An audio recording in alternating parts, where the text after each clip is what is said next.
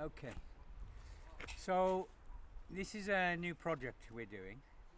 This is the old Hotel Elpis. We're going to call it the Hope Center because the name Elpis means Goddess of Hope. So basically the idea is, first of all, we have to do the hotel up, the center up. It's been empty for 7 years. And to the right of us here we have Chipora Beach. And this area we have lots of boats coming in constantly. And it's going to get cold in the next few days.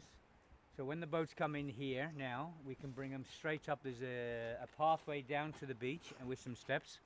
And we can bring them straight through the gate at the bottom, straight up into the center, where we can get them changed, get them warm, and basically stabilize them, the refugees.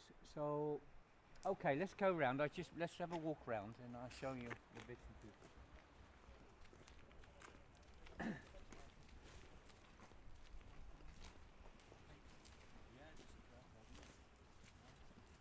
So we got many volunteers at the moment. They're cleaning all the gardens, they're steam cleaning the rooms. You have one lad filling one of the cracks in one of the big walls. So this room, this lower room here, we're going to have as a medical centre. The doctors of the world are helping us. One of the doctors of the world are going to help us on this one to put everything in. The four brothers and a friend are going to supply all the medical stuff they need. They're going to put beds in, IV drips, things like this in. We'll have benches and stuff. Everything they need will be in here. The electricians are going to come in and they're going to renew everything right throughout the hotel.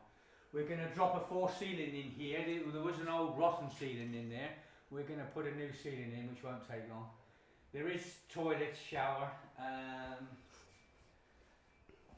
for the medical staff and people in here, obviously. So anyway, it's a bit messy, but we'll clean it. It won't take much. So that's the medical. This will be the medical centre here. I'll take you down to the reception area.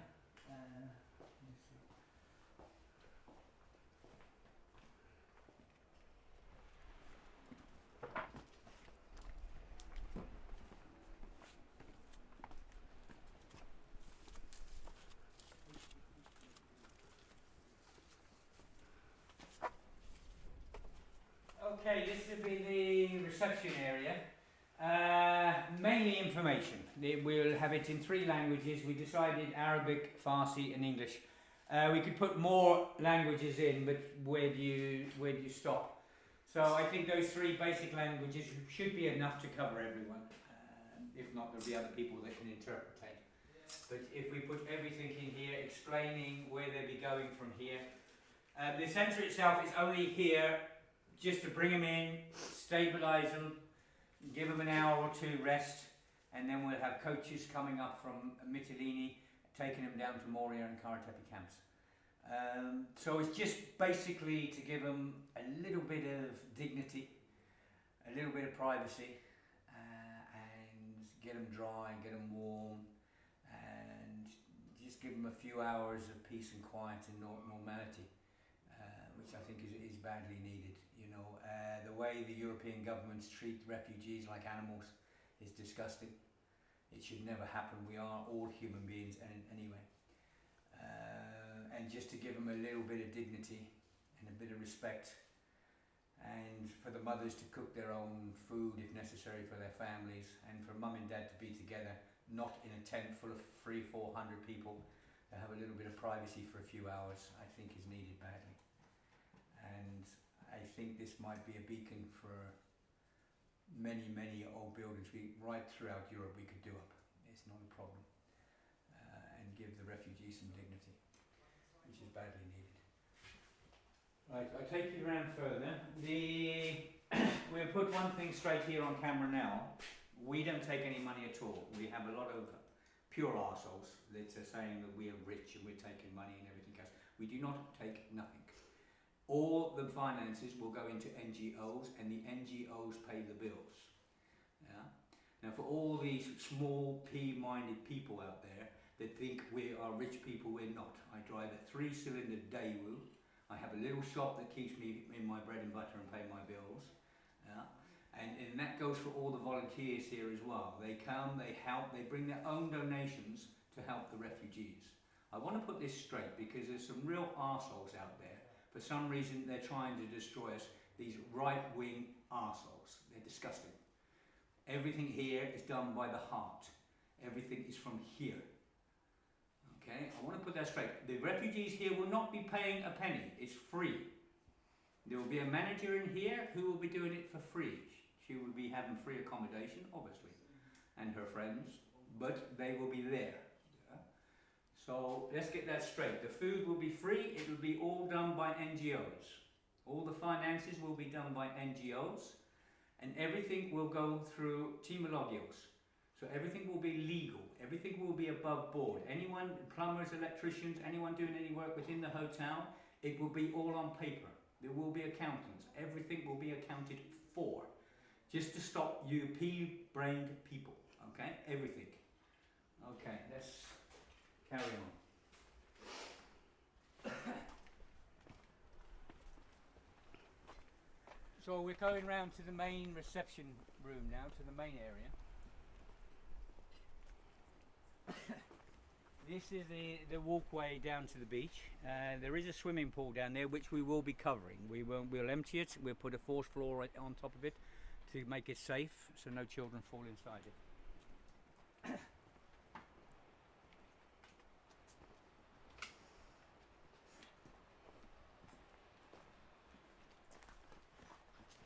Okay, well you can see the bay here, looking out. So, you know, we have many boats in the last year. I don't know, 100, 200 boats maybe on this beach alone. So if the same thing happens this year, then we'll be prepared, we'll be ready. And we can stabilise people as quick as we can. That's the entrance right down there on the right hand side.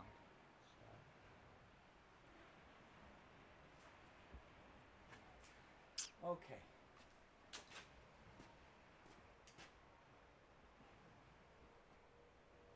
This is the main reception.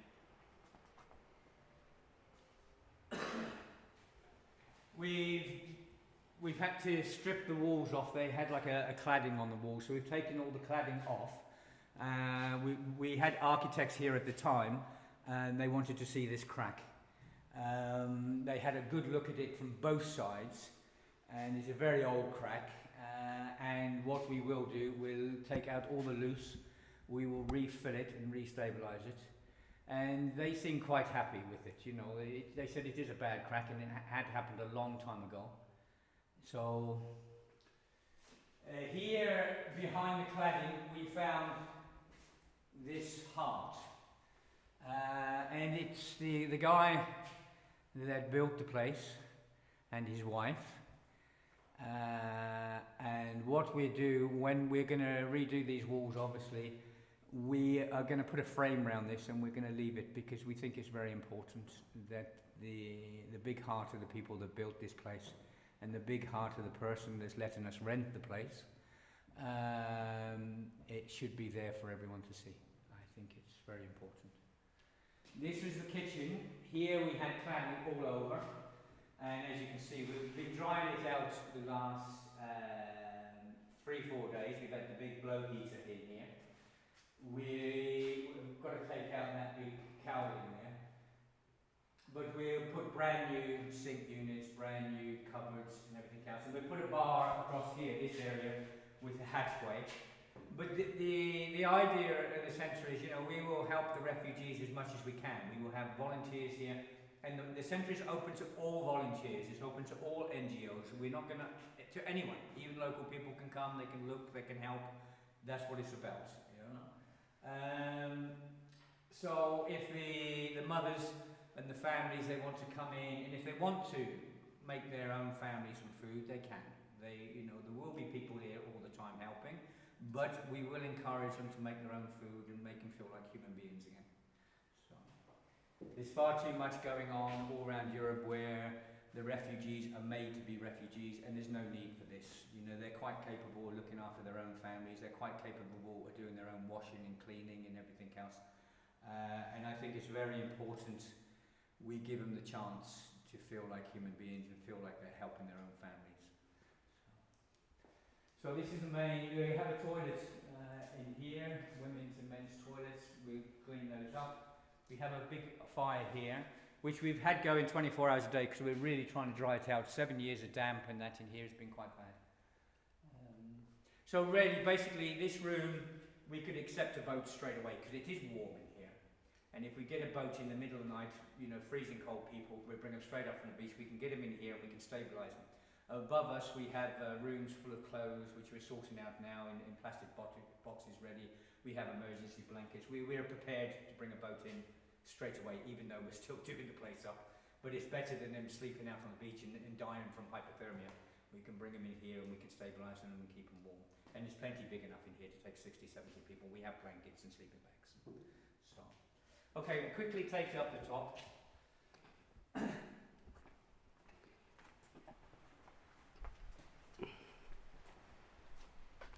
We have a lot of ground that goes all the way around. We are in negotiations for cleaning it up and everything else, and if we need to temporarily put a few tents, small tents, not big tents. I'm completely against having big tents. I think we should keep the small tents, you know, keep the families as families. Anyway, we're negotiating this at the moment. I would have said in a couple of weeks we'll have a few rooms open and ready anyway. So, and the people are only here for a matter of hours, you know, maybe a night. And we'll get buses as soon as they're stabilised down to Mytilene. You know, this is not a permanent home for anyone. This would just be here for refugees to come.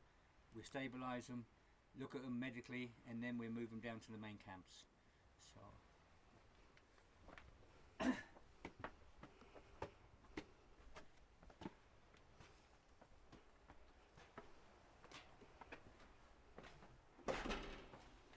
Okay, these are basically these are the rooms.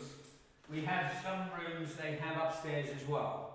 They're called 20 rooms, but there's more than 20 because the double ones, they have a toilet and shower upstairs as well. So I don't think it would take much to put these back in. You know, the electricians are going to come in and they're going to renew all the electrics, the aircon and everything. We'll sort out. We'll get heating in here. Some small beds, so a family can come in and spend a couple of hours, have a sleep, ready for the bus in the morning to take them out. So. But basically most of the rooms are the same. There's a couple bigger.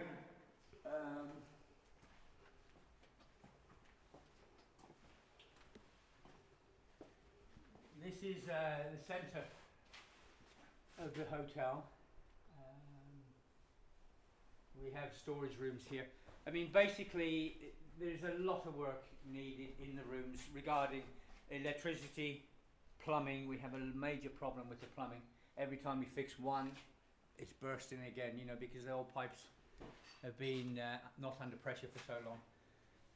And most of the doors need renewing. There's a few good ones. That one's there is pretty good. This one, obviously, is shot.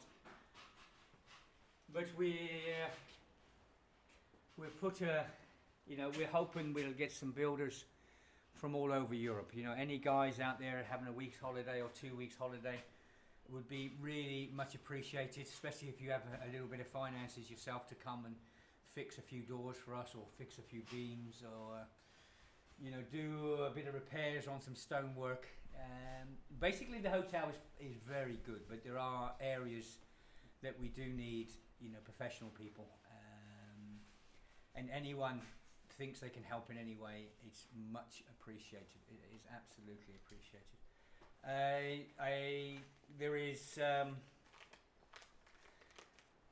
There's 3 small NGOs that will take finances for this project, and believe me, I trust all 3 of them.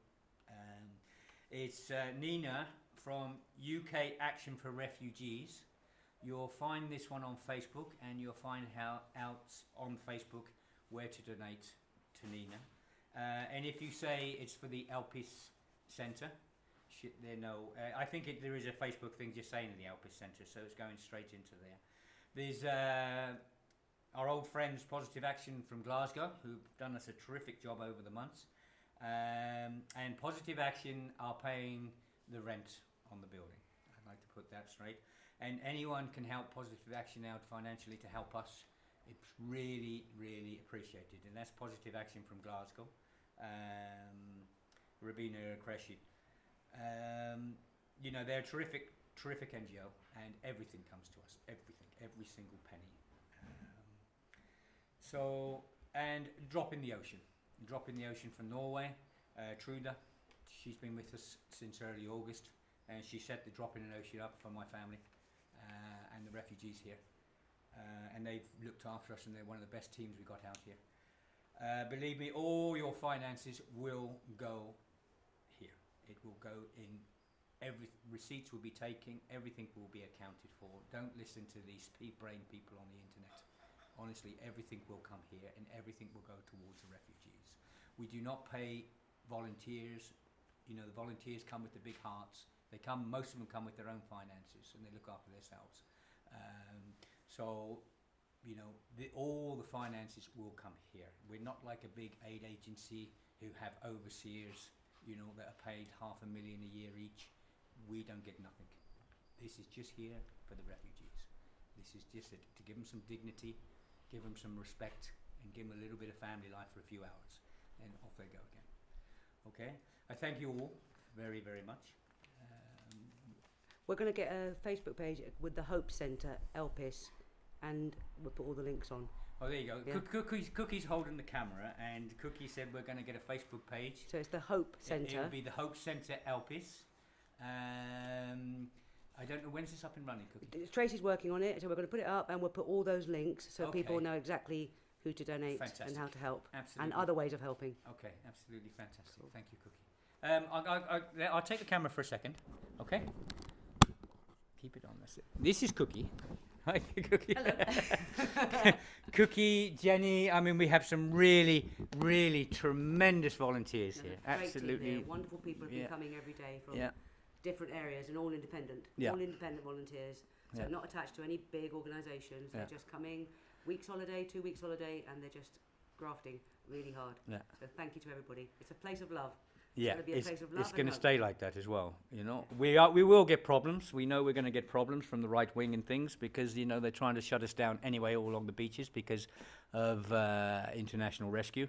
They're trying to take over, but this is very badly needed, and we will fight all the way. We will fight all the way. We have lawyers involved. We have international lawyers backing us, and we have some really big people that are helping us on this one.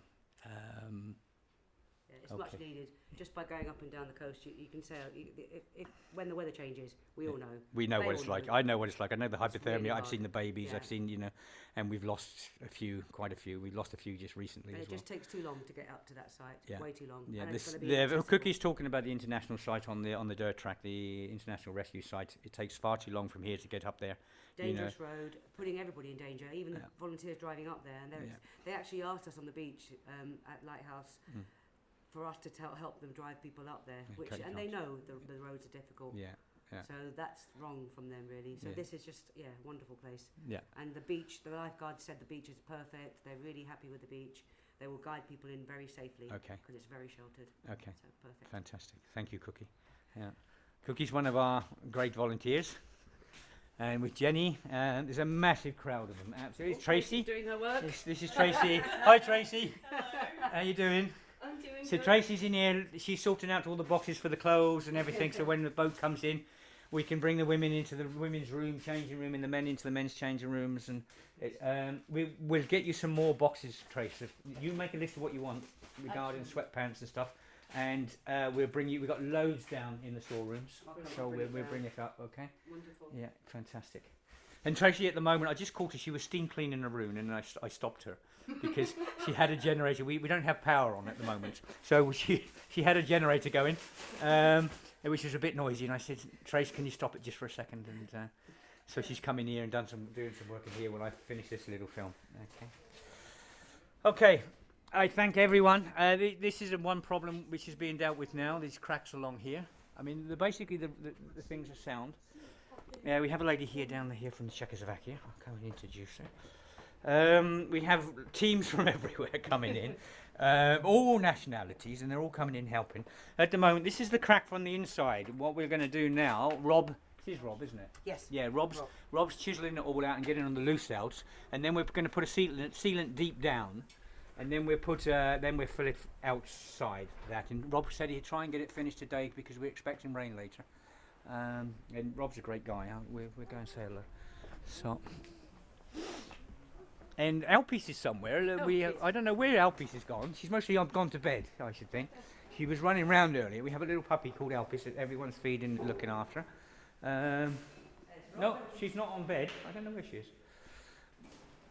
Rob, say hello. This is Rob. Rob's filling the cracks. Yeah. Rob does not go on camera. Or Rob okay. Renata goes on camera. No. Yeah, there you go. They've been wonderful. Yeah, they've been great. Wonderful every day. Yeah, they've been brilliant. Every day. Yeah. Coming here. Okay. They've been fantastic. You know, they're doing a great job.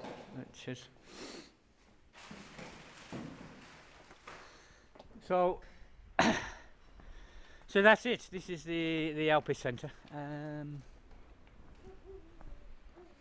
the Hope Centre. We've spoken to our neighbours. Yeah. Okay. Yeah, I'll give it back to you. We've spoken to our neighbours and stuff, and they are very nice. And we said we'd put a fence up between here and our neighbours. And so far, you know, all the locals we have spoken to have been absolutely brilliant. You know, they think it's a fantastic idea. They know the refugees need help.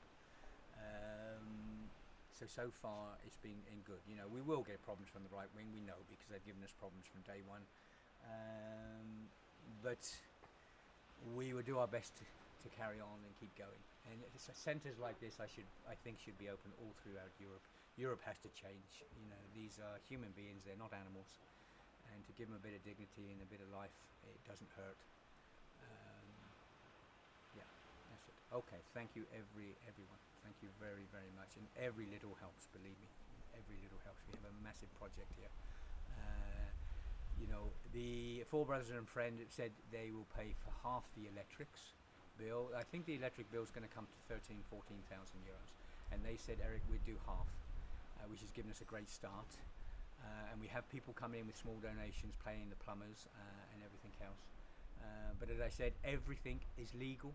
Everything is above board. Everything will be on paper. So, and anyone willing to come and check, they are more than welcome to do so. Okay? Thank you very much. All the best, everyone. Bye.